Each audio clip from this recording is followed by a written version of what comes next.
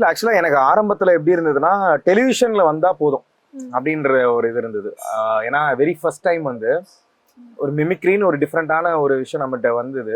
பண்றோம் வெளியில ஸ்கூல்ல எல்லாம் நான் பண்ணும்போது, நான் 11th ஸ்டாண்டர்ட் 12th ஸ்டாண்டர்ட் பண்ணும்போதே, நான் 10th ஸ்டாண்டர்ட் பண்ணும்போதே பண்ண ஆரம்பிச்சிட்டேன். ம். அப்ப சின்ன சின்ன ஆர்கெஸ்ட்ரால எல்லாம் போய் பண்ணிட்டு இருப்பேன். ம். இந்த 10th ஸ்டாண்டர்ட் லீவ்ல போயிட்டு ம். ஆர்கெஸ்ட்ரால வந்து அப்ப எனக்கு 50 ரூபா தருவாங்க, ஓகே. 50 ருபீஸ் தருவாங்க. ஆ. அதுக்கு நான் வந்து பெர்மனன்ட் ஆகணும்னு சொல்லிட்டு அந்த ஆ. அந்த டீம்ல பெர்மனன்ட் ஆகணும்னு சொல்லி ஸ்பீக்கர் எல்லாம் தூக்கி வச்சுட்டு இருப்பேன். ஓகே. ஓகே. ஸோ அப்படி வந்து இந்த ஸ்டார்ட் பண்ண அந்த ஒரு விஷயம் ம். லைக் அப்படிதான் இருந்தது. ஒரு மிமிக்ரி ஆர்ட் டெலிவிஷன்ல வந்தா போதும். ம். நான் வந்து இப்பதானே இந்த மேனிஃபெஸ்ட் இதெல்லாம் சொல்றாங்க. ஆமா, ஆமா. எனக்கு அப்பவே நான் வந்து என்னன்னா ரொம்ப மேனிஃபெஸ்ட் பண்ற ஒரு ஆளு. ஓகே. வரவே மாட்டேன், டிவில வந்திருக்கவே மாட்டேன். ஆனா ஆ. நான் காலேஜ் ஃபுல்லா சொல்லிடுவேன் நான் இந்த மாதிரி சன் டிவி அசத்த போகுது யாருல நான் செலக்ட் ஆயிட்டேன் அப்படிங்களா? அப்படின்னு சும்மா ஒரு அது ஒரு கான்ஃபிடன்ஸ் போற போக்குல தான். ஆமா ஆமா ஆ.